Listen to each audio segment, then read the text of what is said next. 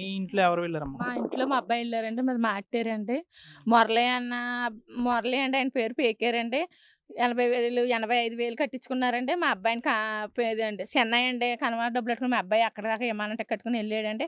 కానీ ఆ అబ్బాయి ఏం చెప్పారంటే ఎలపరని చెప్పాడండి. ఆళ్ళ స్టేర్‌ల మించండి మొత్తం గీకింతం, మొక్కెట్టిత్తం, రంగు డబ్బాలో ఏయింతం కూడా ఆ అబ్బాయి చెప్పాడండి. డబ్బు పట్టుకెళ్ళాడు చాలా నీట్‌గా అట్టుకెళ్ళాడండి. 2 సార్లు కింద అట్టుకెళ్ళాడండి డబ్బు. ఆ ఏజెంట్ అట్టుకుపోయాడు కానండి, "ఏవండీ ఇలా పని బాలేదంటే" "ఏంటండి రత్తయ్య గారు మోసం చేశారంట. అసల కంపెనీయే లేదేంటండి, ఏంటండి" అంటే మా ఏజెంట్ అయితే మాకు సమాధానం అసలు చెప్పలేదండి.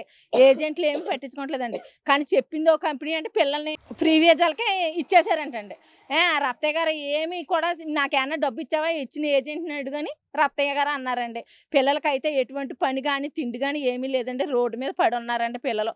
మొత్తానికి మీరే సాయం చేసి మీరు లోకల్‌గా పోలీస్ స్టేషన్‌లో ఆ! కంప్లెయింట్ ఇచ్చారమ్మా? ఇచ్చామండి. ఇత్తే ఎప్పుడిచ్చారు? మొన్న ఒక 15 రోజుల కిందట ఇత్తే ఆ పోలీస్ ఆయన ఎక్కడిచ్చారు? పెనుగొండ అండి. పెనుగొండ పోలీస్ స్టేషన్‌లో ఇత్తే ఆయన అన్నాడు, "రత్తయ్య గారు కూడా మనిషి నంపుతాము. మీ అబ్బాయిల పని బావుంటది.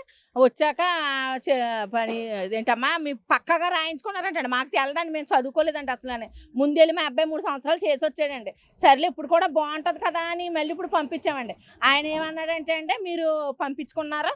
అదేంటమ్మా రత్తయ్య గారు మనిషి నంపుతారు. ఆ రత్తయ్య గారు తప్పేమి లేదు. అన్నీ పక్కాగా రాయించుకున్నారని" ఆయన చెప్పాడండి. ఆయన చెప్పాక మళ్ళీ ఇప్పుడు మా పిల్లలు అక్కడ రత్తయ్య గారు ఎళ్లారంట కానండి అసలు ఏమీ పట్టించుకోలేదు. నాకు సంబంధం లేదని చెప్తున్నాడంటండి. 4 రోజులు పనిలోకి వెళ్ళమన్నాడంట. రత్తయ్య గారు ఎళ్లారంటండి. ఇయాల కూడా ఎళ్దామన్నాడు. బట్టలయి తీసేసి వైపులు లాగేసి బయట ఆడేసారంటండి. రోడ్డు మీద ఉన్నారంట ఆళ్ళు.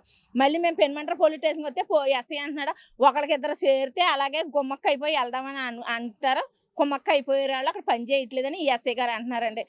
పట్టించుకుంటే నాదురే ఎవరో లేరండి. అక్కడ అసలు కంపెనీయే లేదంటండి. పోనీ ఆ కూడా ఎళ్ళినాయన వస్తారండి. పోనీ ఆయన్ని అడగండి ఏంటో మీరే న్యాయం చేయాలండి. పిల్లలైతే చాలా బాధపడుతున్నారండి. ఈ ఏజెంట్లు డబ్బులు తినేసండి ఈ రత్తయ్య అన్నాయన తినేసారంటండి. ఆళ్ళు ఫ్రీ వీజాలకి ఇచ్చాను. అక్కడ పోలీస్ స్టేషన్‌లో అడిగితే మేము ఫ్రీ వీజాలు కొనుక్కున్న వాళ్ళని మేము ఎలా పంపుతామని ఆళ్ళ బుస్కట్ కంపెనీ వాళ్ళు అన్నారంటండి. ఆళ్ళ సెల్‌లో అలా చూపిస్తున్నారంట కదండీ. అసలు ఆ సెల్‌లో కంపెనీ అన్నదే లేదంటండి.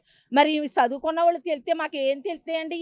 పోనీ ఎళ్లి బిడ్డలు ఏదో రూపాయి డబ్బులు మీతో సంపాదించుకుంటానన్నారు. మాట్లాడుతున్నారా? ఫోన్ చేసి మాట్లాడుతున్నారా? మాట్లాడతాక నెట్ కూడా లాగేసుకున్నారండి. లేదండి. ఆళ్ళ ఫోన్‌లు వేరే మన వోళ్ళు తెలుగోళ్ళుంటే ఎప్పుడైనా ఫోన్‌తోటి చేసి మాట్లాడుతున్నారు అంతే అండి. ఫోన్ గాని, తిండి గాని లేదంటండి. పోనీ పంపించామంటే 2,00,000 కట్టమంటున్నాడండి ఆ రత్తయ్య. 2,00,000 కట్టి ఫలమైతే మేము అంత దూరం ఎందుకు పంపుతామండి అసలని? ఈళ్ళకేమో రూ. 1,00,000 ఖర్చు పెట్టి ఈళ్ళకిచ్చి, మళ్ళీ 2,00,000 ఎట్టి మేము ఎక్కడ తేమండి? ఉంటాకి ఇల్లు లేదు. మేము చేపలు అమ్ముకుంటామండి. మేము ఎలా తీసుకురామండి?